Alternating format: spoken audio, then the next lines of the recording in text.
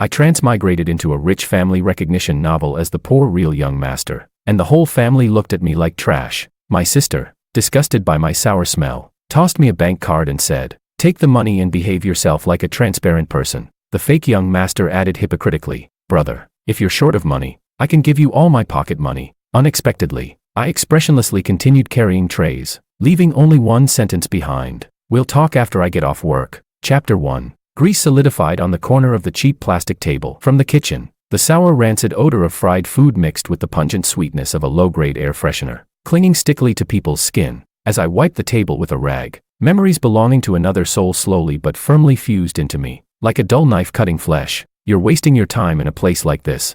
A sharp female voice pierced through the restaurant's noise. I looked up. A group of 5 stood there, a middle-aged man in a suit, a middle-aged woman with tear-reddened eyes and dripping in jewelry, 2 young women dressed in this season's haute couture with disgusted expressions as if they wished to stay at least 3 meters away from everything around them, and a handsome young man in a soft knit sweater, his gaze clean and carrying just the right amount of concern, quietly protected by the others. They did not belong in this crowded, greasy fast food joint. They were like a flock of peacocks strayed into the slums. My memory snapped into place. I was no longer the corporate slave who died suddenly after 72 hours of overtime. I was now the real young master George. In this melodramatic dog blood recognition novel full of cliches, the people in front of me were my blood relatives whom I had never met, and the fake young master, Makoto, who had enjoyed all their love in my stead. The one who just spoke was my second sister, Sabrina. She covered her nose, her beautiful brows furrowed tightly as if breathing in another whiff of this air would poison her. "Look at you, you reek of poverty. You've completely disgraced the Ito family name." My eldest sister, Monica, was more restrained, but the coldness and judgment in her eyes cut deeper. She didn't say anything at first. Instead, she drew a card from her limited edition handbag and flicked it onto the table I had just cleaned, her movements as dismissive as if she were throwing alms at a beggar. "There's 100,000 inside. Spend it sparingly. Take the money, keep a low profile, and don't cause us trouble when you return." Their father, Simon Ito, kept a stern face and said nothing. His gaze swept over my faded t-shirt and apron before landing on my face. It wasn't the look of a father reunited with his lost son, it was the appraisal of a defective item. Their mother, Helen, had been crying the whole time, pressing a handkerchief to her eyes as her voice trembled. "George, my poor child, how can you be in a place like this? Come home with Mom. I'll make it up to you." Makoto, protected at the center, stepped forward at just the right moment. His voice was low and choked with guilt, perfectly timed. "Brother, I'm sorry, it's all because of me. If I hadn't taken your place. Brother, if you need money, I can give you all of my pocket money. Just don't make Dad, Mom, and our sisters worry." His eyes turned slightly red, his sincerity on full display. I clutched the rag in my hand, my expression flat as I watched this family put on their performance. The faint hope and grievance left behind in the original body's memory were ruthlessly crushed by me. Where were they before? The original had stumbled through an orphanage, gone hungry, been bullied, struggled into university with scholarships and student loans, and worked 3 jobs a day to pay tuition and living expenses. Where were these blood relatives then? Now that I was finally close to graduating, finally able to support myself, they suddenly appeared to act out a touching family reunion. Ridiculous. I threw the rag back into the bucket with a light splash, cutting through Makoto's act. "I get off work at 5. My voice was calm, neither happy nor angry. "If you have something to say, wait until then." The whole family froze, clearly not expecting this response. Sabrina flushed with anger, shouting, What did you say? You want us to wait for you? What else?" I shot back, not even bothering to glance at them again as I turned toward another messy table. "I'm working." Makoto looked wounded, biting his lip lightly, his eyes even more sorrowful. Helen cried harder. Simon frowned deeply, finally letting out a cold grunt from his nose. Wait, so this group of glamorous, high-class aristocrats ended up sitting stiffly in this greasy, noisy fast food restaurant, enduring the curious stares of strangers, waiting sullenly for me, an hour. Chapter 2. The Ito family's villa was indeed luxurious, gilded gates, a soaring ceiling living room, and a crystal chandelier so dazzling it made people dizzy. Clad in cheap street market clothes, I stood on the mirror-like marble floor, looking like a homeless drifter who had wandered into a palace, completely out of place. Simon seemed too lazy to spare me another glance. Helen had also stopped crying, though her eyes were still red. The two of them probably felt they had fulfilled their duty. Simon tapped a few times on his phone, and my shabby second-hand cell phone buzzed. A bank notification appeared. Deposit, 100,000. 00 yuan. I whistled inwardly. Free money, 100 grand. Sweet.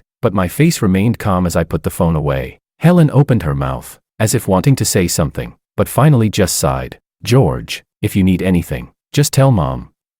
For now, let Makoto and Monica help you get familiar with the place. After speaking, she hurried upstairs with her husband, as though staying even one more second was unbearable. The moment our parents left, the atmosphere changed completely. Monica crossed her arms and looked down her nose at me, saying, "There are strict rules in this house. Don't bring your street habits inside. Breakfast is at 7 sharp, don't be late. No bringing shady people home. The study on the second floor and the east suite belong to Dad and Makoto. Don't go barging in. Watch your behavior, and don't embarrass the Ito family in public." Sabrina added, with even sharper malice, "Look at your filthy self. Clean up before you go upstairs. The servant's room has been prepared for you. Stay out of the main house when you've got nothing to do. You're an eyesore."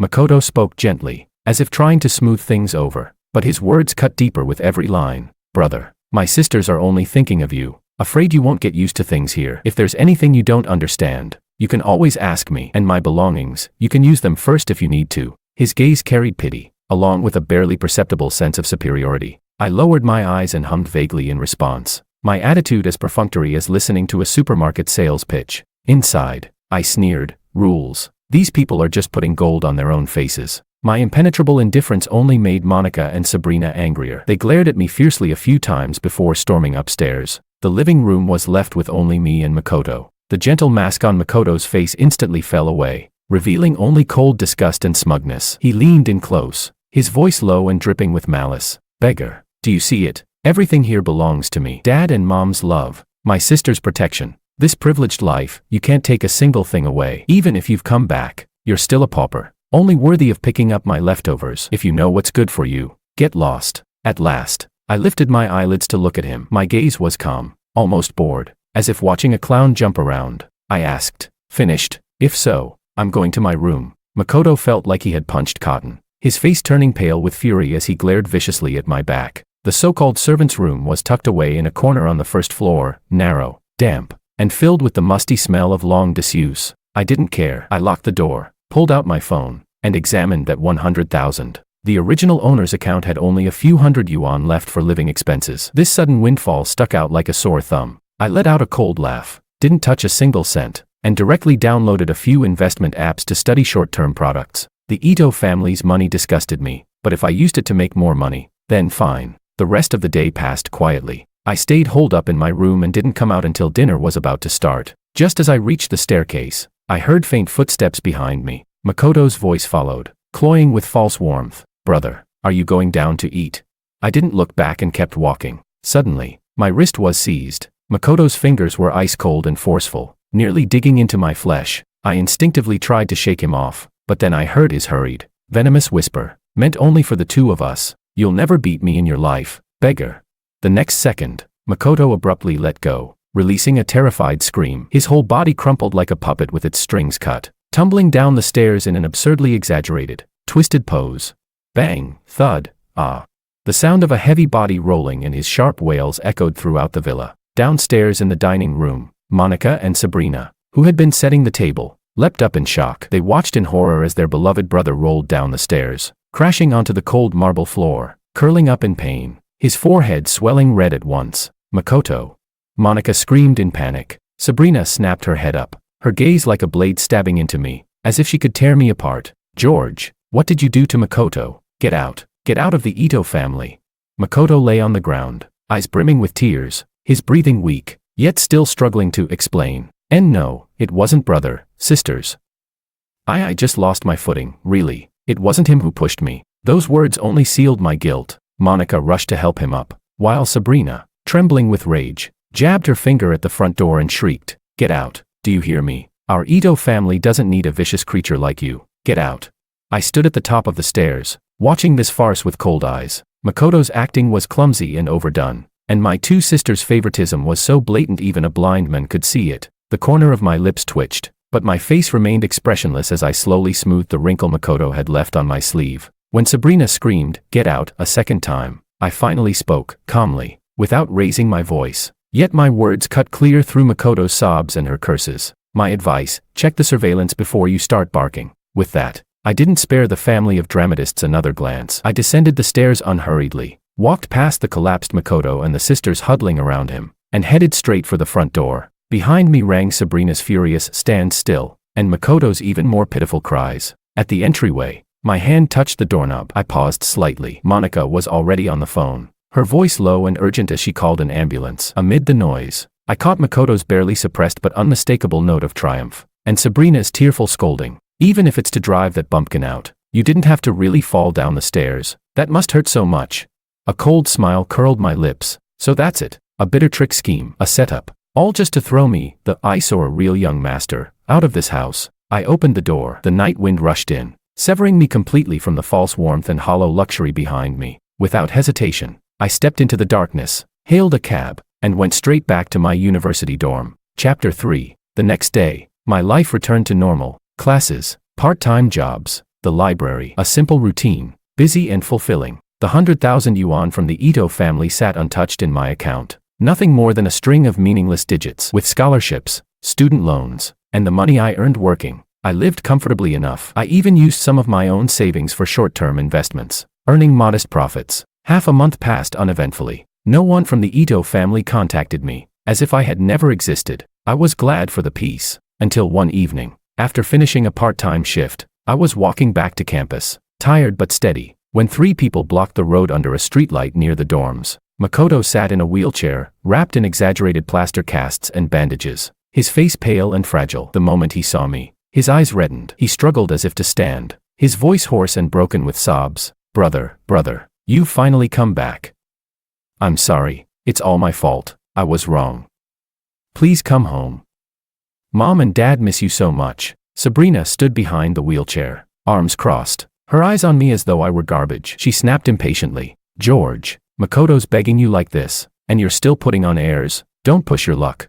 Eldest sister Monica stood a little farther back, cold and silent, her gaze sharp with judgment and a hint of something more complicated. She had checked the surveillance, but the cameras had just happened to be broken. She hadn't spoken the truth, but neither did she fully believe Makoto. I stopped, glanced over the 3 of them, and found the whole scene absurd. I said nothing, waiting for their performance. Makoto kept crying, his acting flawless. "Brother, the family can't go on without you. It's all my fault. I never should have existed. As long as you'll come back, I'll do anything." "Enough," I finally spoke, my voice carrying a chill in the night wind. "Drop the act, fake young master." Makoto's sobs cut off instantly. The grief on his face froze in place. Sabrina's brows shot up. "Who are you calling a fake young master?" I ignored her, my eyes landing on Makoto's heavily plastered leg. I arched a brow. "Half a month, and it hasn't healed. You fell down the stairs, not from a skyscraper." "What? Did the Ito family hire a quack doctor?"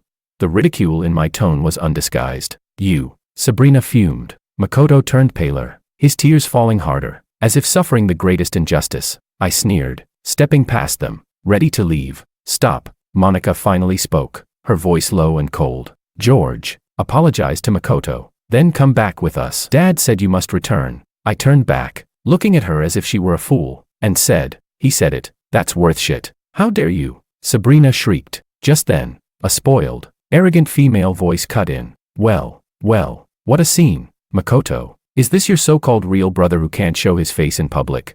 A bright red sports car was parked by the curb. From it stepped a young woman, stylishly dressed, her makeup flawless. She strode over in a few steps, planting herself beside Makoto's wheelchair. She hooked her arm through his, her eyes sweeping me from head to toe with open disdain. TSK. The looks aren't bad, but the vibe, like some trash picker off the streets. Curling her lip, she sneered at me. "Hey, I'm talking to you. Can't you see reality? Makoto is the one who truly matches the Kim family, the one who grew up with us. Who the hell are you? You think you can compete with him? Go crawl back to wherever you came from." I remembered then, her name was Sophia Kim, Makoto's childhood shadow. Her family had business ties with the Ito family, and rumor had it she and Makoto had an informal childhood engagement. A textbook die-hard Makoto supporter. Makoto's expression grew even more pitiful when he saw her. "Sophia, don't talk about my brother like that." Sophia patted his hand tenderly. "Makoto, you're just too kind. People like him should be thrown out directly." She glared at me. "Did you hear that, beggar? Don't dream above your station. The Ito family isn't something you can climb up to." Her brainless tirade amused me. My gaze swept past Sophia indifferently, landing on Monica and Sabrina. "Do the Ito family choose their heirs in reverse order of IQ? How else do you keep attracting this kind of trash?"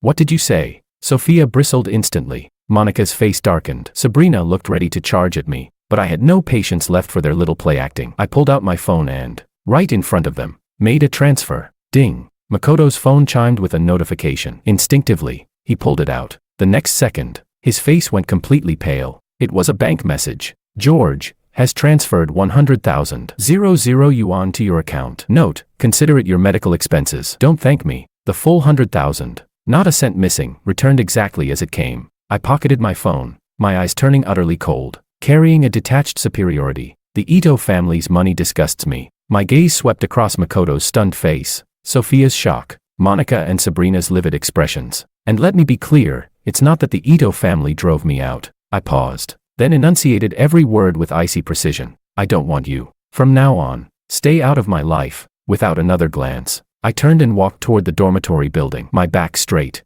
My figure quickly disappeared into the shadow of the doorway. Only a few ashen faces remained under the streetlight, Makoto clutching his phone with the transfer message glowing mockingly in his hand. The streetlight stretched their shadows long and twisted, frozen in the air in front of the dorm. The only sound was the low hum of Sophia's still idling sports car. George's words, "I don't want you," were like a silent slap across Monica and Sabrina's faces, leaving them livid. Makoto's knuckles whitened as he gripped his phone, the glow of that transfer notification stabbing at his eyes. What does he mean by that? Sabrina was the first to recover, her voice shrill and breaking. He's just a beggar. Who the hell does he think he is? Talking like that, giving us 100,000. Is he trying to treat us like beggars? Sophia finally snapped out of it too, scoffing as if she'd heard the funniest joke in the world. She tightened her hold on Makoto's arm, pretending to be some big shot. Who knows where that money even came from? Probably the savings from hauling bricks on a construction site. Makoto, don't mind him. He's just bluffing. Shut up. Monica's cold voice cut her off. Her eyes, however, were locked on the dormitory doorway where George had disappeared. Her brows furrowed. She kept replaying his gaze in her mind, cold, detached, even tinged with pity. And that note, "Consider it your medical expenses." Where had he gotten the money? From the card their parents gave. He hadn't touched a cent. He returned it. This was nothing like what she had expected. Nothing like the story Makoto had told. Makoto felt Monica's silence and scrutiny, and his heart lurched. He couldn't let the fragile situation he had crafted be undone by George's dismissive words and a single transfer. Immediately, he coughed violently, curling weakly into the back of his wheelchair, his voice frail and wavering. "Sister, don't blame my brother. It's my fault. I shouldn't have gone to him. I made him angry. Let's go back." "I'm cold." At once, Sabrina's focus shifted. She crouched down to fuss over the edge of his clothes, which didn't even need straightening, her voice dripping with concern. All right, we'll go back. Don't mind that ungrateful bastard. Sister, let's take Makoto home to rest." Sophia quickly chimed in. "Yes, Makoto's health is the most important. Don't waste your energy on people like him." Monica took a deep breath, swallowing down her doubts. She glanced once more at the dormitory doors, then finally nodded. "Let's go." She pushed Makoto's wheelchair toward the family's luxury car parked nearby. But before leaving, she turned her head one last time toward that ordinary dorm building entrance. Her expression conflicted. Chapter 4. The following days, my life remained steady and routine. Classes, part-time work, the library, and occasionally checking the small investments I had made. As for the 100,000 yuan from the Ito family, I finally placed it into a stable short-term fund. Consider it seed money saved up for the original body, to eventually leave the Ito family behind. Sometimes I ran into Sophia on campus. This young lady seemed determined to fight on Makoto's behalf. Every time she saw me, she either rolled her eyes dramatically or loudly gossiped with her friends. Some people may dress up decently, but they can't hide their cheap, shabby roots. Even if a barnyard chicken perches on a tree branch, it won't become a phoenix, especially when the branch doesn't even want it. I treated it all as noise, even finding it slightly amusing. I could practically feel Sophia's frustration each time her taunts failed to get a rise out of me, leaving her fuming with nowhere to vent. Until one day, at a public finance lecture, the university had invited a well-known industry analyst. I sat toward the middle back rows, taking notes attentively. Sophia and Makoto, along with their entourage, sat at the front, Makoto still in his wheelchair with his leg in plaster, drawing sympathetic glances from those around. During the QA session, the analyst brought up a current hot market case study. With a smile, he asked if any students wanted to share their views. Sophia's eyes lit up. She shot her hand up before the analyst could even call on anyone and blurted out loudly, "Professor, let Makoto answer. He's the star of our department, and his family runs a company. He must have unique insights." She even cast me a smug glance over her shoulder, her implication obvious. Makoto, suddenly put on the spot, put on a show of modest hesitation before speaking up. He gave a textbook answer, something one could easily find in books or online. It sounded polished enough to impress his sycophants and a handful of naive classmates, who rewarded him with polite applause. The analyst maintained his polite smile, nodding. This student has a solid grasp of the basics. Sophia's smirk deepened with pride. But then the analyst's gaze swept across the hall, searching for a different perspective. His eyes landed on a quiet figure in the back row. Me. You there in the back. You seem to have another opinion. Why don't you share it?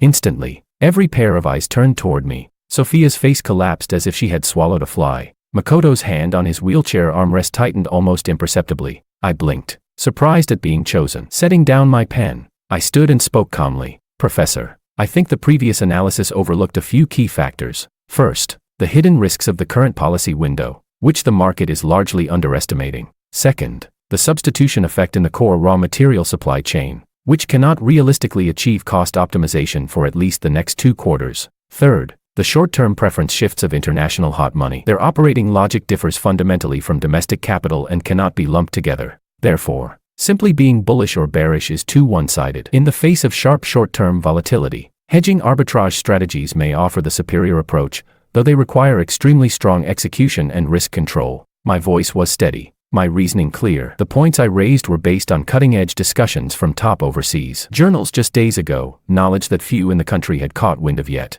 The auditorium went silent for a beat. Then the analyst's eyes lit up. He leaned forward, intrigued. Oh, tell me more about how you'd structure such a hedge. What factors would you consider? Unfazed, I elaborated concisely, drawing from my obsessive research in my past life as an overworked corporate slave, combined with projections I'd pieced together since arriving in this world. When I finished, the analyst couldn't help but applaud. Excellent. Very sharp market instincts. Young man, what's your name? Would you be interested in an internship at our institute? A buzz of whispers rippled through the hall. Now, the looks directed my way were tinged with surprise and curiosity. I smiled politely. Thank you, Professor. My name is George. I'll consider the internship. As I sat down, I could feel the scorching stares from the front row. Sophia's face was flushed red, her smugness obliterated. Makoto kept his head lowered, but the tight clench of his jaw betrayed his emotions. Chapter 5. A few days later, I was working at an upscale cafe. Among my several part-time jobs, this one paid the highest hourly wage. The environment was nice, and the clientele relatively refined. I was carrying a tray of hand-brewed coffee to a table when the bell at the door chimed. Welcome, I said it out of habit, then looked up and saw Sophia walking in, arm in arm with a well-kept, dignified-looking middle-aged woman whose features resembled hers. No doubt her mother. The moment Sophia spotted me in my waiter's uniform, a malicious glint flashed in her eyes. She raised her voice deliberately, speaking sweetly to her mother. Mom, look, that's the Ito family's long-lost son. He insists on waiting tables, says he's experiencing life. The ridicule in her tone was undisguised. Mrs. Kim's critical gaze swept over me from head to toe, evaluating me like a defective product. She gave a light, disdainful snort through her nose, carrying the arrogance of the upper class. From such a low background, no wonder he's unpresentable. Stay away from him, bad luck. I kept my expression neutral, set the coffee steadily on the guest's table, and bowed slightly. Here is your coffee. Please enjoy. I ignored the mother and daughter completely. Sophia, frustrated by my indifference, dragged her mother to sit in my section on purpose. When ordering, she nitpicked relentlessly, complaining the water was too cold, then the music too loud. I handled it all professionally, my demeanor calm and precise, leaving no room for error. In contrast, Sophia Kim only appeared like an unreasonable troublemaker. Even Mrs. Kim's expression grew stiff, realizing her daughter was embarrassing herself. At that moment, the cafe door opened again. A woman in a Chanel suit entered. I recognized her figure. It was Monica. She seemed to have come to meet someone. Her eyes swept the room, falling on Sophia and her mother, and then on me, serving them. Her steps faltered, and her brows knit reflexively. Clearly, seeing her own blood relative working a servant's job in public made her feel humiliated. Sophia spotted her too, instantly seizing the chance like finding a savior. She waved eagerly. Monica sis, over here. Monica hesitated briefly, then walked over. Sophia immediately began whining, her voice aggrieved. Monica sis, look at me. I can't even enjoy a cup of coffee with Mom because of him. He's working here and giving us attitude. I happened to arrive with their cake just then. I didn't even lift my eyelids, set down the plate and turned to leave. Stop. Monica's cold voice cut through, carrying her usual commanding tone. George, don't you feel ashamed? You've disgraced the Ito family enough. Quit this job and come home immediately. I finally halted, turned back, and looked at her. My gaze was flat, emotionless, as I asked, the Ito family, what does that have to do with me?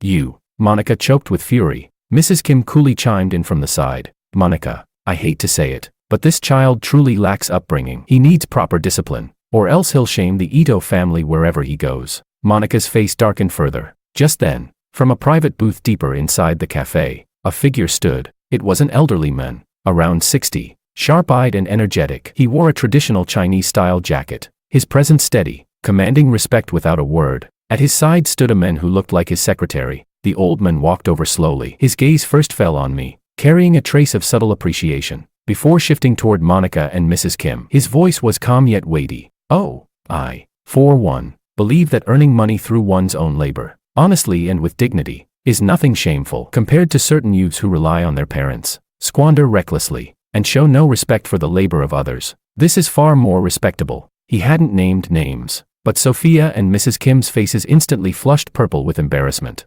Monica froze as well. She recognized him. The province's richest man, Pablo Liu. The Liu family's businesses spanned the entire province, their influence far beyond what the Ito family could compare with. Why was he here? And why was he speaking up for me?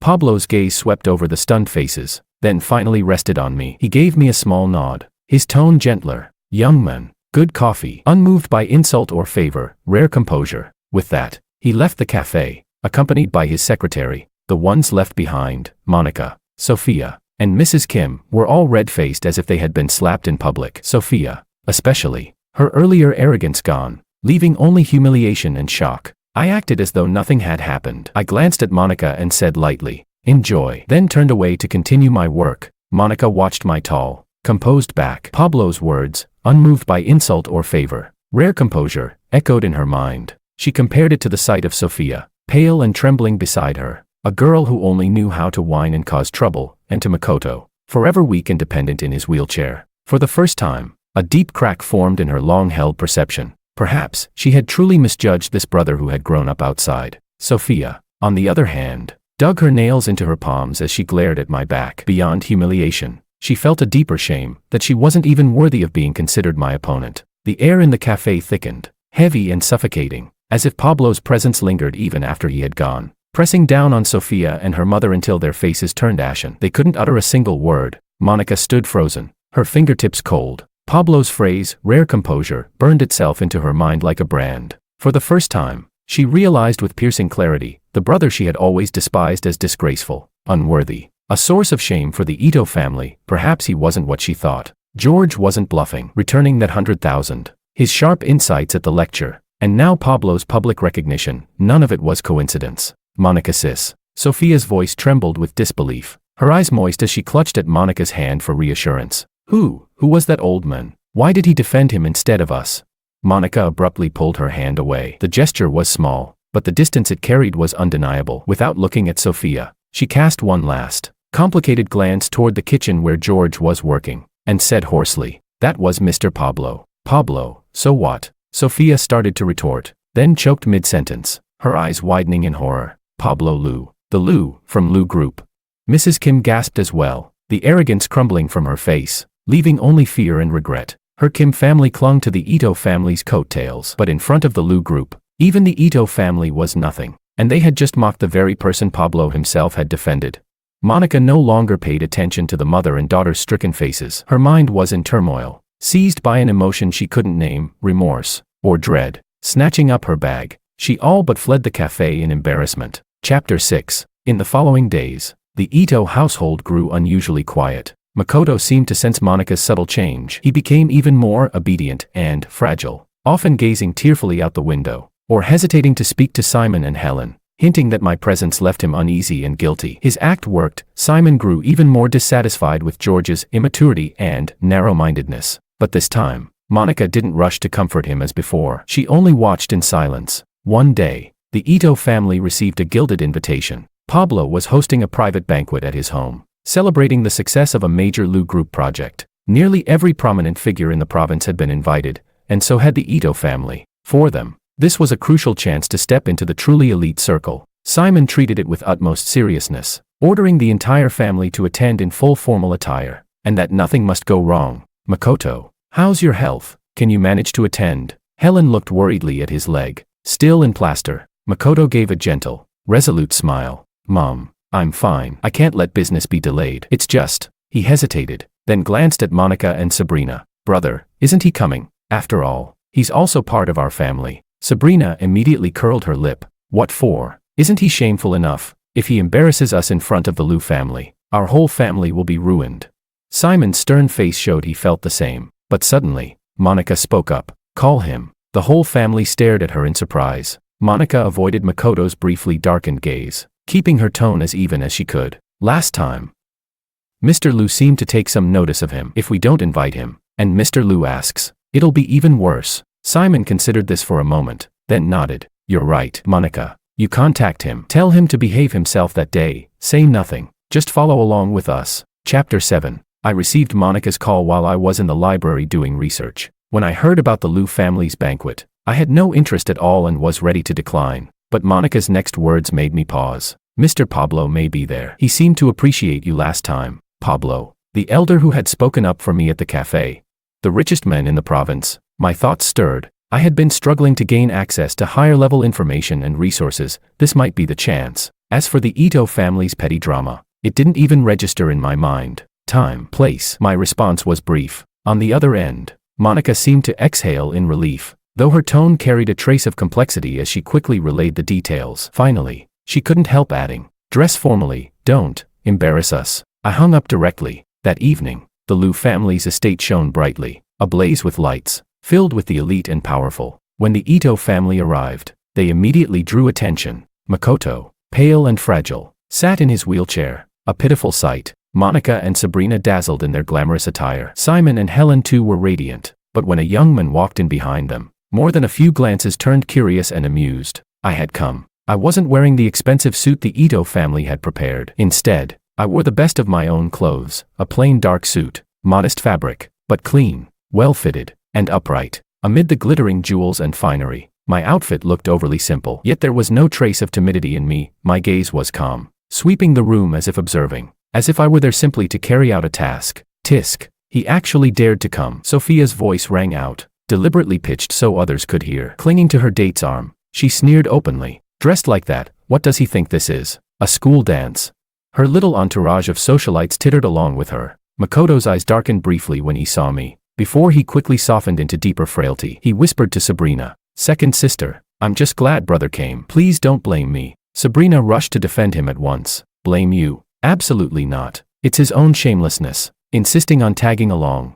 Simon's face soured as well, believing my attire lowered the Ito family's image. He muttered a warning. Stay close, and keep your mouth shut. I acted as though I hadn't heard. My gaze had already settled on Pablo, who was standing not far away, conversing with others. Pablo noticed us, or rather, noticed me. He finished his conversation and walked straight toward the Ito family. Simon, elated, hurried forward to greet him. Good evening, Chairman Liu. Thank you for the honor of hosting this. But Pablo merely gave him a slight nod, his gaze sliding past Simon until it landed squarely on me. A smile appeared on his face. Gio is here as well. Excellent. That single Gio sent a ripple of silence through the room. All eyes turned to me, full of shock and speculation. Simon's smile froze. Helen looked at a loss. Monica's heart pounded wildly. Sabrina's eyes went wide. Sophia's sneer stuck in her throat. Makoto's grip tightened on the arms of his wheelchair. I stepped forward, calm and unyielding, and said, Good evening, Mr. Liu. Thank you for your invitation. Haha. Splendid, splendid.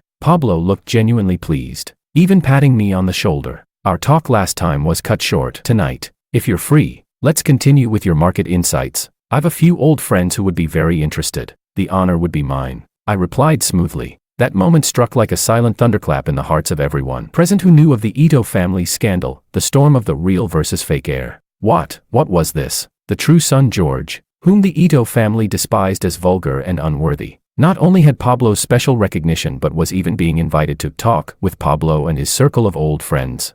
Simon's facial muscles twitched as he tried to interject. Chairman Liu, you and George. Only then did Pablo seem to notice him, his smile thinning. President Ito, you've raised a fine son. Keen insight, a rough diamond. The words sounded like praise, but he had never once mentioned the Ito family itself, only me. Simon's smile looked more painful than crying. At that moment, a clear, melodious female voice rang out. "Dad, here you are. Uncle Lee and the others are still waiting for you, huh?"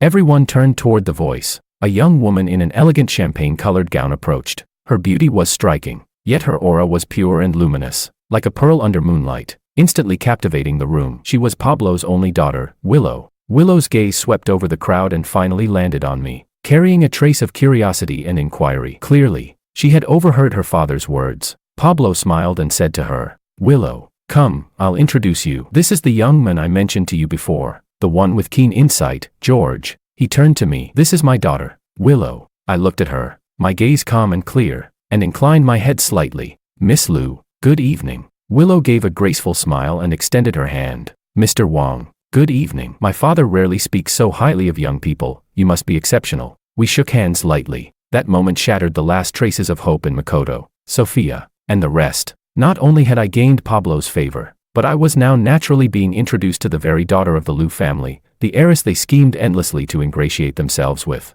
And Willow's gaze toward me held nothing but genuine curiosity and admiration, no trace of disdain. The blood drained from Sophia's face. Just minutes ago, she had mocked me as a pauper, yet now I stood where she dreamed of being, speaking as an equal with Willow. Her jealousy nearly drove her mad. Makoto dug his nails deep into his palms, the plastered leg beneath his cast throbbing faintly. Everything he had painstakingly cultivated, every scrap of affection and attention he had stolen, beside the recognition George now had from Pablo and Willow, it all seemed laughably small. Why? Why should a piece of trash raised in a slum deserve this? Monica stared at George's composed profile, at Willow's genuine smile toward him, and thought of all the scorn and torment their family had heaped upon him. A crushing wave of regret and shame gripped her chest so tightly she could hardly breathe. Simon and Helen exchanged glances, shocked and bewildered. Pablo, as though the impact wasn't heavy enough, smiled and said to us, "You young people have more to talk about, don't waste time with us old men. Willow, take Gio to the garden, it's quieter there." "Of course," Willow agreed readily, gesturing politely toward me. I nodded, and under countless stunned, jealous, and disbelieving eyes, I walked calmly beside Willow, leaving the banquet hall for the softly lit, elegant garden outside. The Ito family and Sophia's circle stood frozen in place, their faces a kaleidoscope of emotions. The very person they schemed to drive out and trample in the mud had already risen, out of their sight, to heights they could only look up to, and now, their sneers and insults echoed back as the loudest slaps to their own faces. Night wind drifted from the garden, carrying the fragrance of blossoms,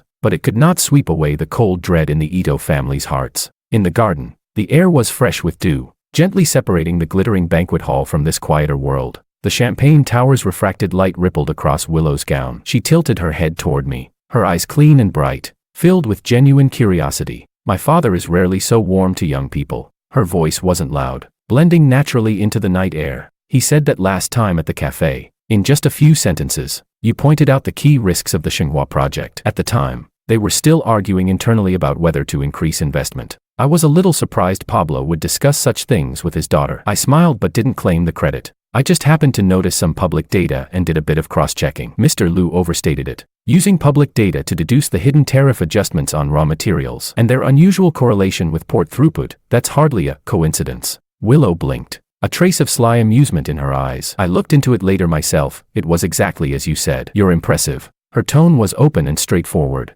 her admiration genuine, free of flattery or calculation. I could feel that this daughter of the Liu family was nothing like Sophia or Sabrina, those spoiled heiresses. She was intelligent, with a steady sense of value all her own. We strolled slowly along the cobblestone path, talking about market trends, emerging technologies, even the cross-applications of obscure fields, drawing on my knowledge from before I transmigrated, combined with what I'd gathered in this world. I offered perspectives that repeatedly lit up her eyes. Willow listened intently, occasionally asking sharp questions. Her quick mind earned my private respect. It was a rare sense of meeting a worthy opponent, not about background, but about intellect. Inside the banquet hall, the massive floor-to-ceiling windows framed the garden like a gilded painting, capturing the two of us walking side by side. The sight was harmonious, and dazzlingly so. Sophia's grip on her wine glass nearly crushed the stem, her teeth grinding. Why him? Is Willow blind? Makoto's face was white as paper, his hand beneath the blanket digging mercilessly into his leg. The fragile act he had so carefully crafted was collapsing, leaving only venomous hatred running like poison through his veins. He couldn't understand. How could a pauper, A waiter. No such things. How could he so calmly converse with Willow? That should have been his place. All the attention, admiration, favor, it should have been his. Monica watched in silence, waves of turmoil crashing through her heart. She couldn't hear what we were saying, but Willow's rapt expression and genuine admiration couldn't be faked. She recalled every time she had scolded and despised me. Her face burned as if lashed by an invisible whip. She was wrong, so wrong it was laughable. Sabrina, simpler-minded, only felt shock and a petulant envy at being outshone. She muttered, "What rotten luck." Simon's expression shifted unpredictably, noticing Pablo's occasional smiling glances toward the garden. Even he couldn't miss it anymore. George's value might far exceed anything he had imagined. He had only ever thought of preventing this son from disgracing the Ito family. He had never considered that perhaps this son didn't need the Ito family at all, that maybe the Ito family might need him. Helen was utterly bewildered, looking from the garden to her family's conflicted faces, not knowing what to do. In the later half of the banquet, Willow and I returned to the hall. She was soon called away by elders, leaving me to fetch a drink on my own. Sophia seized her chance, stomping toward me in her heels, her voice shrill with jealousy. "George, don't get cocky. Don't think clinging to Miss Lou makes a barnyard chicken into a phoenix. Deep down, you're still nothing but a filthy." "Sophia." A cold voice cut her off. Monica had walked over, her face stormy. For the first time, she fixed Sophia with a sharp, merciless glare. "Watch your words and remember where you are. This is the Lou residence, not a place for your tantrums." Sophia's eyes widened in disbelief. "Monica sis, you're scolding me, for him. I'm reminding you not to bring trouble onto yourself or the Kim family." Monica's voice held no warmth. Her gaze even flicked coldly toward Makoto, who sat pale-faced in his wheelchair. I raised a brow, slightly surprised. This young lady, had she finally begun to use her head?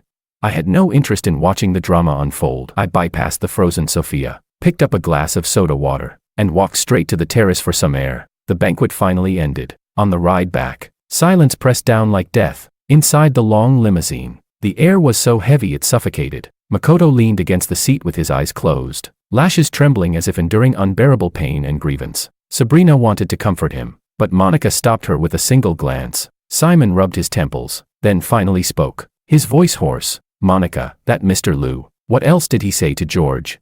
Monica kept her gaze on the city lights flashing past the window, her tone flat. "Nothing much. Just said he appreciated him, asked Miss Willow to show him the garden." She paused, then added, "Mr. Lou called him Gio, like they were close." Bang.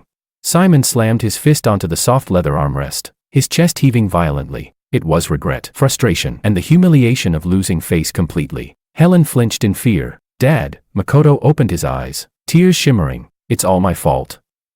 If it weren't for me, Big Brother wouldn't have left home. Wouldn't have met all this trouble and made the family suffer. Once, that pitiful act would have earned him the family's love and comfort instantly. But this time, Simon only gave him an irritated glance, saying nothing. Monica turned her face deliberately toward the window. Even Sabrina, for once, stayed silent. Makoto's heart plunged into icy depths. The next day was the weekend. I still rose early. I had a tutoring job in the morning, and planned to spend the afternoon in the library. As I stepped out of the dormitory building, that familiar black luxury car was parked by the curb again. The door opened. Monica stepped out alone. She was dressed simply today, her face tired, her gaze complicated as she looked at me. "Talk?" she asked, her tone no longer commanding, almost carrying a trace of request. I checked the time. 10 minutes. "I'm in a hurry." Monica drew in a deep breath. "Yesterday."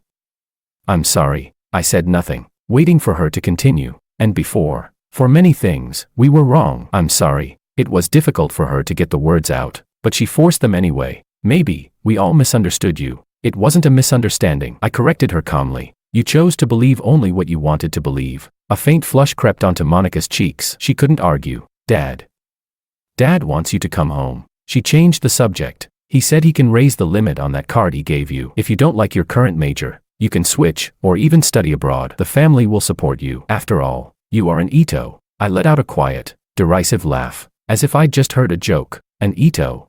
I repeated the words, the mockery in my tone leaving Monica no place to hide. "My surname is Wang. And tell Mr. Simon this, Mr. Lou's regard, the one he values so much, isn't something he can buy with Ito money or handouts." I paused, meeting Monica's widened eyes, and tore off the last shred of pretense. "You don't want a son back. You just suddenly realized this son might be useful, and want to invest early, right?"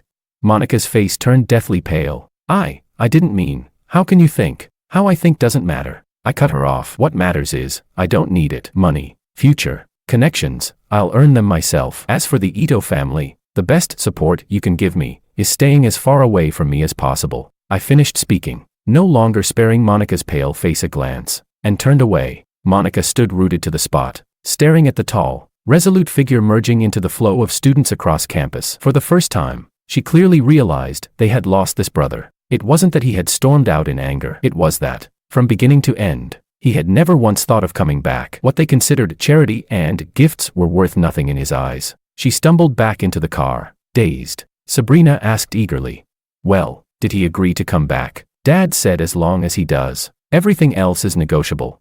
Monica slowly shook her head, her voice hollow. "He's not coming back." "What? And now he's acting all high and mighty?" Sabrina shrieked. "Because." Monica closed her eyes, exhausted as if she'd lost a battle.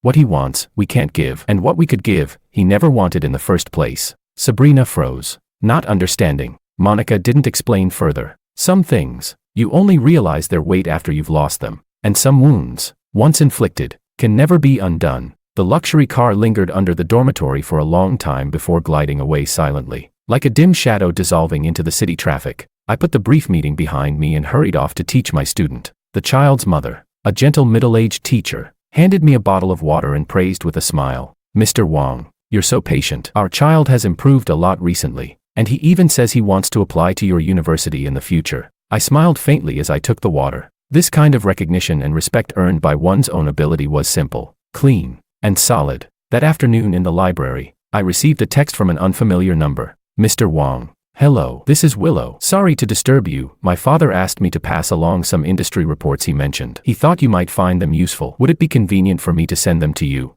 Slightly surprised, I replied, "Thank you. That's too much trouble. A download link or email will be fine." Soon Willow responded with a Cloud Drive link, followed by another message. "Actually, I have a class project on supply chain fintech, the topic you mentioned last time. I have a few questions, and I wonder if you'd be willing to advise me." Seeking advice was an excuse. Extending goodwill was the real intent. Miss Liu certainly knew how to handle things with tact. I opened the link. Inside were several in-depth industry analyses marked for internal reference, exactly the kind of material I needed. Pablo's favor carried real weight. I replied to Willow, "I've received the reports, thank you very much. As for questions, I wouldn't dare call it advice, but we can discuss. I'm free Wednesday afternoon." Chapter 8. The atmosphere in the Ito family villa was like the dead stillness before a storm. The news Monica had brought back made Simon's face so dark it seemed he could wring water from it. He locked himself in the study for half a day, and when he finally came out, his gaze fell on Makoto, still weakly shedding tears on the sofa. For the first time, his eyes held not complete affection, but scrutiny and irritation. He said, "We can't afford it." Simon repeated Monica's words, as if he had heard a fantasy. "He's just a poor student, and we, the Ito family, can't afford what he wants." "What does he want? Heaven itself." Helen sobbed softly. Maybe it's because we treated him poorly before, and hurt his heart. Hurt his heart." Sabrina shrieked, unable to accept George's ingratitude. "He's just an ungrateful mutt, gets a bit of luck, praised a couple of times by Mr. Liu, and now he's floating in the clouds. I think he's just putting on airs, waiting for us to beg him." Beg him. Simon seemed stabbed by that word. Makoto began coughing right on cue, his face pale as paper, his voice weak but distinct. "Dad, Mom, Sister, don't fight because of me, it's all my fault. If brother refuses to come back because he hates me, I can leave instead." Tears slid down his cheeks as he struggled to rise from the wheelchair. In the past, this act had always worked flawlessly, but today, Simon only frowned at him, not stopping him immediately. Monica even turned her head away. Only Sabrina rushed forward, holding him down. "Makoto, don't say such nonsense. This is your home. The one who should leave is that ungrateful bastard." "Enough." Simon suddenly barked, his sharp gaze sweeping between Makoto and Monica before finally fixing on Makoto's leg encased in thick plaster. His voice was cold and cutting as he asked, "Monica, last time you said the surveillance camera on the stairs was broken. Was it really broken?" Monica's heart gave a violent jolt. She lowered her eyes and muttered vaguely, The property manager said it was due to aging wires." Makoto's heart skipped a beat, his fingertips digging into his palm. Simon asked nothing further. He only gave a cold snort, turned back into the study, and slammed the door shut with a heavy bang. Once the seed of suspicion is planted, it grows wildly in silence. Chapter 9. A few days later, the Kim family hosted a charity auction dinner. The Ito family showed up. Of course, Simon needed to maintain social appearances, and he had heard that the Liu family might also be in attendance. Makoto still sat in his wheelchair, looking weak and helpless. As soon as Sophia spotted the Ito family, she clung to Makoto's arm with feigned affection, though her eyes flickered with jealousy and resentment as she scanned the room, searching for the figure that made her grit her teeth in hatred. "Uncle, Auntie, don't worry," Sophia said with smug assurance, her tone firm with meaning. Someone of that level would never get into an event like this. Just as her words fell, a faint stir rippled through the entrance of the banquet hall. Everyone instinctively turned to look. Under the glimmering lights, George walked in. He still wasn't in any ostentatious tuxedo, but this time wore a perfectly tailored dark suit. The fabric and craftsmanship radiated visible quality, framing his tall figure and steady, noble aura. And at his side stood none other than Willow, dazzling in a starry gradient evening gown, radiant beyond words. Willow tilted her head slightly, smiling as she spoke softly to him. He bent just a little to listen, lips curved in a subtle arc. The two walked in side by side, instantly drawing the attention of the entire room. That's George," Sabrina blurted out, her eyes wide as saucers. Sophia's smile froze completely, as if someone had struck her across the face with brutal force. All color drained from her face, leaving only stark pallor and twisted jealousy. How could this be? How could he possibly deserve to appear with Willow, and dressed like that, looking every bit the gentleman? Makoto's breath caught, his hands gripping the armrests of his wheelchair so tightly they creaked, as the jealousy that threatened to devour him surged back with fury. Simon and Helen were utterly stunned. With Willow at my side, I walked straight toward the circle where Pablo was seated. Pablo saw me and smiled, beckoning me over, then introduced me to several elders whose identities were clearly extraordinary. I remained calm, my manners polished and speech steady, showing no trace of stage fright. The very son the Ito family had dismissed as unworthy, a burden needing their charity, was now standing with ease at the very center of the circle they could only look up to. Clap, clap, clap. Invisible slaps landed one after another, burning hot across every Ito family face. Sophia suddenly tore her hand from Makoto's arm, her chest heaving violently. She felt as if everyone in the room was laughing at her, mocking her self-assured declaration from earlier. Unable to endure it, she stomped her foot and stormed off toward the restroom. Makoto watched her departing figure, his eyes dark with a venomous glare. The auction began, with item after item presented. One piece in particular, a Ming-era Dotsai porcelain bowl in pristine condition, caught Simon's attention. He was tempted to acquire it, both to expand his collection and to flaunt the Ito family's strength before Pablo. As the bidding reached its peak, only Simon and a wealthy businessman from out of town remained. The price had already been pushed rather high. Simon frowned, just about to add one last bid to secure it. Then, a calm voice rang out from not far away. 5 million. A direct raise of 300,000. The entire room stirred in shock. The bidder was me. Simon whipped his head around, staring at me in disbelief. Where did he get that kind of money? Was he insane? Even Willow looked at me with a flicker of surprise, but my eyes remained on the porcelain bowl, expression unchanged, as if I had merely announced an ordinary number. The out-of-town businessman shook his head and gave up. 5 million. First call. 5 million. Second call. 5 million. Third call. Sold. Congratulations to this gentleman. The gavel came down. The spotlight fell on me. I rose to my feet, and under countless probing, astonished, and envious gazes, walked calmly toward the backstage area to complete the formalities. Simon's face was ashen, his hands trembling. It wasn't the money that pained him, it was the humiliation of losing control. The item Simon had coveted had been taken, effortlessly, by the very son he had discarded as worthless, and in a way he couldn't even fathom. Where had George gotten the money? It could only be from the Liu family.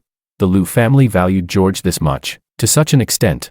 Monica stared at her father's twisted expression, then at the admiring glances cast toward George, and finally at the direction he had gone backstage. A hollow chill spread in her chest. What had they truly missed out on?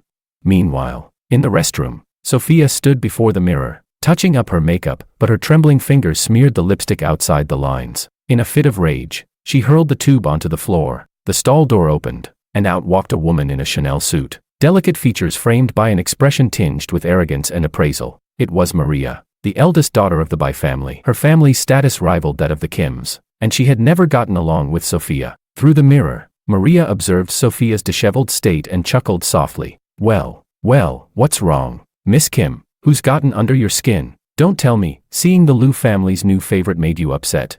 Sophia spun around, eyes red. What nonsense are you spouting?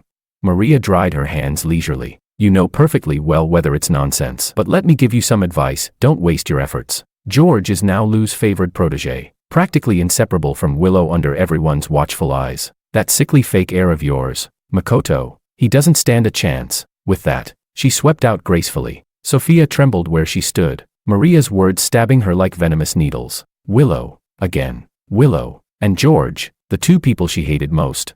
Jealousy and resentment consumed what little reason she had left. She suddenly stormed out, her gaze locking on me as I returned from backstage alongside Willow. As I passed her, Sophia seemed to stumble in her heels, letting out a sharp cry. She lurched straight into me, the half-filled glass of champagne in her hand, accidentally spilling across my expensive suit jacket. Ah, I'm so sorry, so sorry.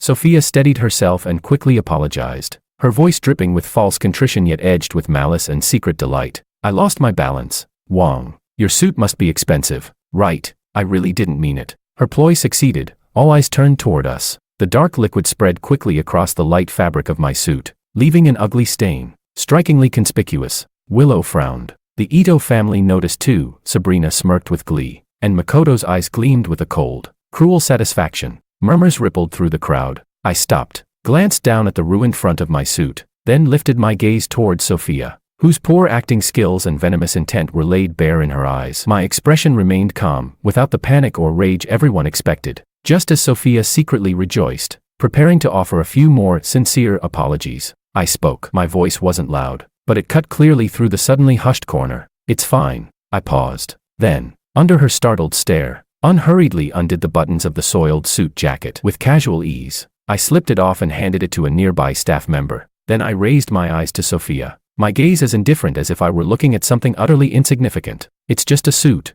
I said evenly. If Miss Kim enjoys spilling, spill away. Beneath the suit, I wore a finely tailored white shirt without the jacket. My broad shoulders and narrow waist were more defined, my bearing even more striking under the brilliant lights of the hall. The stain was nothing but a meaningless backdrop. I even allowed a faint smile to touch my lips, adding lightly, though the words sliced sharper than any blade, shattering all of Sophia's false confidence in an instant. After all, you can afford it. The staff quietly carried away the costly, stained jacket, left in only the crisp white shirt. I appeared even more composed and dignified, the minor blemish irrelevant in the grandeur of the moment. After all, you can afford it. The phrase, tossed out so lightly, fell like a hammer blow. Sophia's forced smile crumbled. Yes, she could certainly afford to pay for a suit, but the meaning was clear. She was only fit to pay compensation for such petty mishaps, while I dismissed her entirely. That detached contempt, loftier than anger, humiliated her 100-fold more than any insult could. Those subtle, lingering gazes around her pierced into Sophia like needles. Her cheeks burned hot, and she wished she could crawl into a hole in the ground. Willow stepped forward, her eyes sweeping coldly over Sophia's rigid figure before turning to me and asking softly, "Are you all right? I'll have the driver fetch a spare jacket." "No need," I replied evenly. It was getting a bit warm anyway. We conversed as if no one else were there, leaving Sophia entirely abandoned, as though she were merely a clumsy waitress who had spilled wine, not even worth a second glance. Sophia dug her nails into her palms, the sting of humiliation cutting deep. With a sharp stomp, she spun on her heel and bolted from the hall, her retreat frantic and disgraceful. On the Ito family's side, silence reigned. Makoto Ito watched Sophia flee in defeat, watched George's insufferable composure, watched Willow stand firmly at his side, and the poison in his heart threatened to consume him whole. Why? Why was it always him? Why did that bastard always end up standing above him?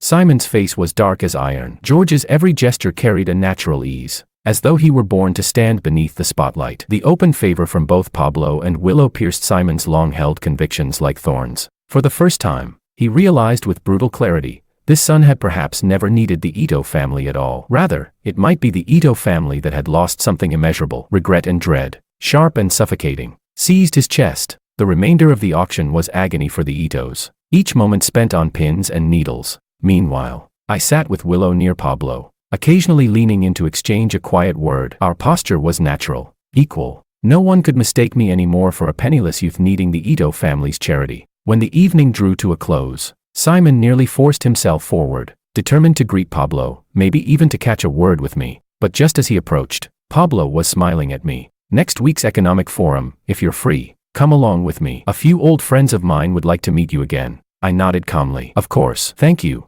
Mr. Liu." Simon froze, his words stuck in his throat. watching helplessly as Pablo patted my shoulder before leaving with his daughter. I went alone to collect my jacket. The moment was slipping away. Simon drew a deep breath and hurried toward me, his tone carrying an urgency and caution he himself had never shown before. "George." I slid into the spare jacket handed over by a staff member, an equally costly, classic cut, and paused briefly, turning my head to regard him with distant eyes. "President Ito, is there something you need?" That single, President Ito, chilled Simon to the bone. Forcing a smile, he said, "The porcelain you won tonight, it really is a fine piece. You have a good eye. If the money isn't quite enough, or if you need anything else, just tell your FA, tell the family." It was as if I'd just heard the most absurd joke. My lips curved faintly, coldly. "No need. It's only a small sum. I can afford it. A small sum. 1.5 million, a small sum." Simon nearly choked on his breath, staring as I adjusted my collar with ease and walked decisively toward the exit, without sparing him another glance. Chapter 10. Late at night. Inside the Ito family villa, the weight of failure and frustration pressed down so heavily it felt like the living room would burst. Makoto was pushed off to his room by a caretaker. Before leaving, he cast a sorrowful glance at Simon, but his father's eyes were vacant, fixed on nothing, not even noticing him. Sabrina finally snapped, hurling a cushion across the room. "What's he so arrogant about? He's nothing without clinging to the Liu family's thigh. Without them, he's nobody." "Shut up."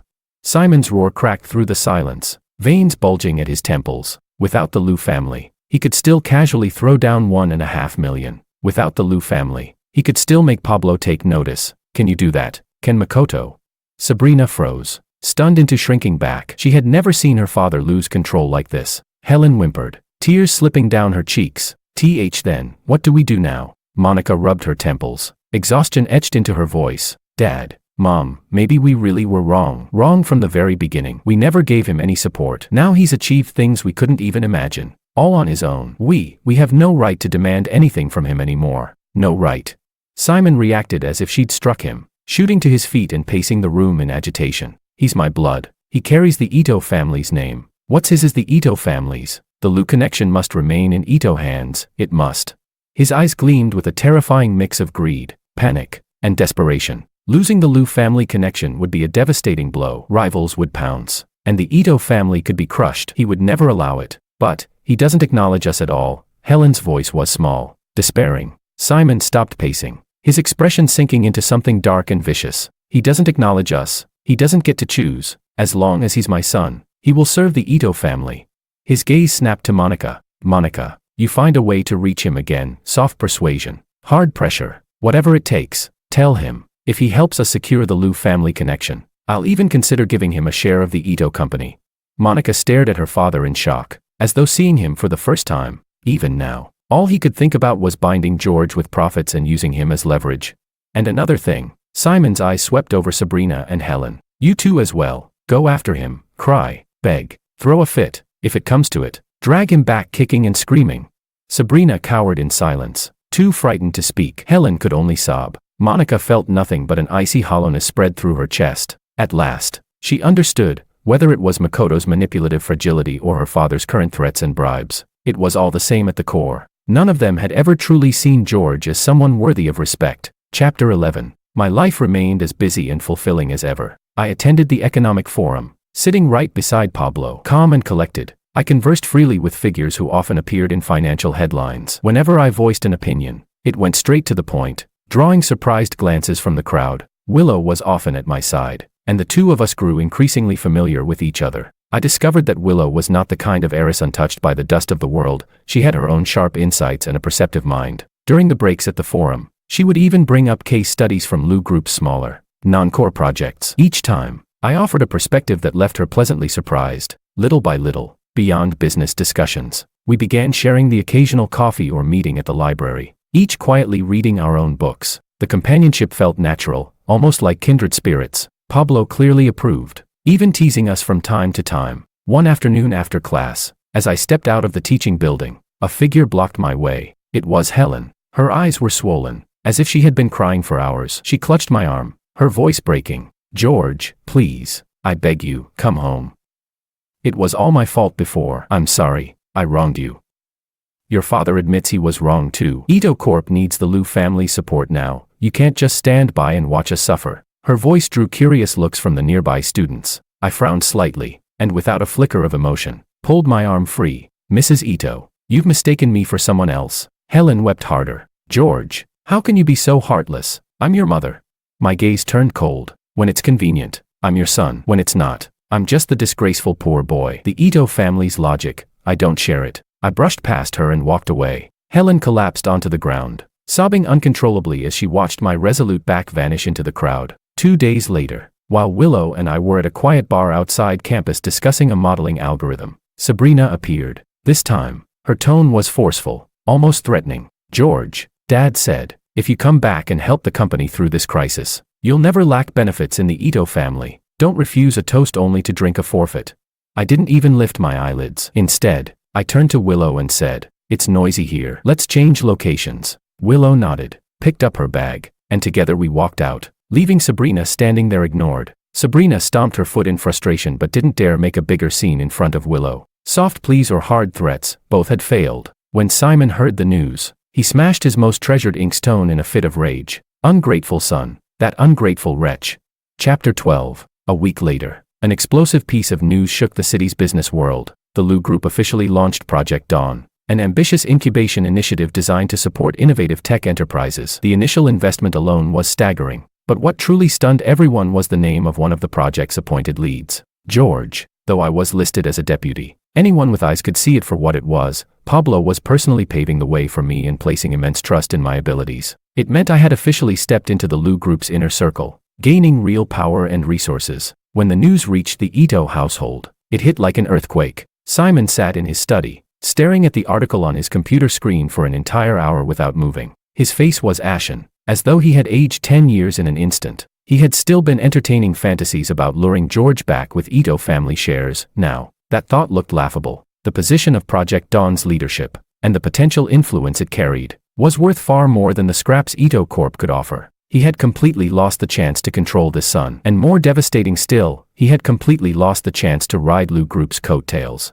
Regret and fear engulfed him until he was nearly drowning. Meanwhile, at the Kim household, Sophia went into a frenzy, smashing everything in sight. Maria even made a kind phone call to congratulate her. Oh, Miss Kim, did you see the news? That pauper you look down on is now Pablo Lu's favored protege. From now on, shouldn't you call him Director Wong? Ah yes, I recall you once poured wine all over him, didn't you? The way your family and Ito treated George, it's already the talk of the circle. Imagine how many good days you'll have left now.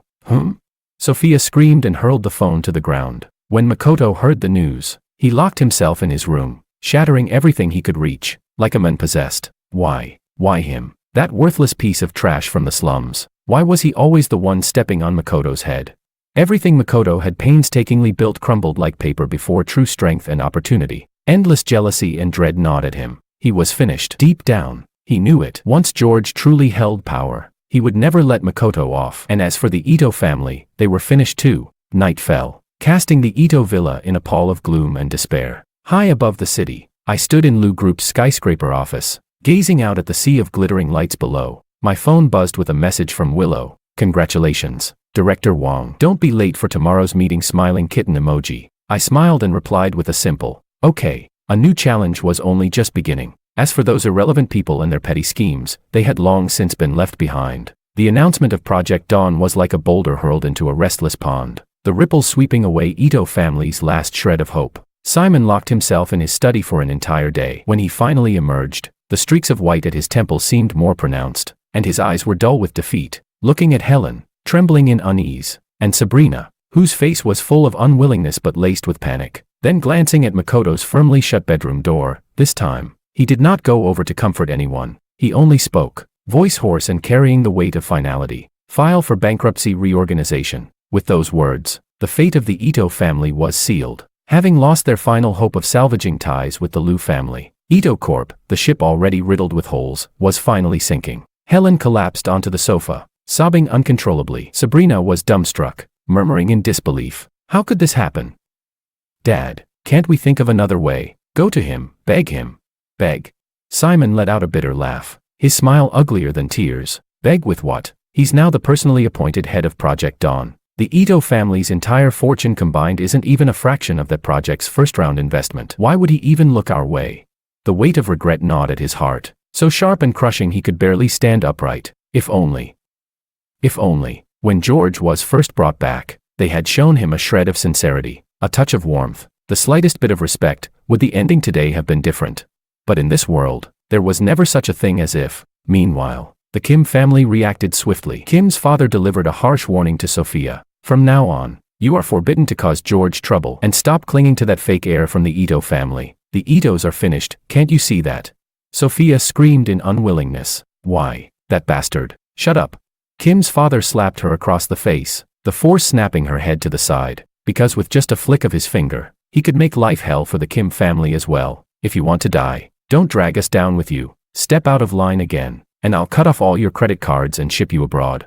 Clutching her stinging cheek, Sophia was stunned into silence. At last, fear drowned out the jealousy, and inside his room, Makoto listened through the crack in the door to the chaos and sobs outside. His face showed no expression, only the pallor of utter despair. He was finished. The Ito family was finished. Everything he had schemed, fought, and stolen for was nothing but a mirage. Worse, it had become the very noose tightening around his neck. His hatred for George had already rotted into something deeper, a bone-deep, soul-crushing fear. Chapter 13. 1 month later, the Lu Corporation's annual gala. This event drew nearly all of the province's top elites, magnates, socialites, power brokers. The venue brimmed with grandeur, flashing glasses of champagne, dazzling gowns, and carefully rehearsed laughter. It was the perfect stage for Lu Corp to display its power and influence, and for others to observe the winds of change and grasp at new alliances. The Ito family did not receive an invitation. With bankruptcy and restructuring looming over them, they had already been silently exiled from this circle. Sophia followed her father to the venue, dressed in an expensive gown but shrinking into a corner, no longer daring to flaunt herself. Her eyes darted nervously, terrified of catching sight of the men she both hated and feared most. Maria, on the other hand, shone brilliantly. Arm in arm with her date, she radiated confidence. Spotting Sophia's cowering state, she deliberately walked over. Well, Miss Kim is unusually quiet tonight. Not cheering on your dear Makoto. Oh, that's right, rumor has it the Ito family is about to collapse.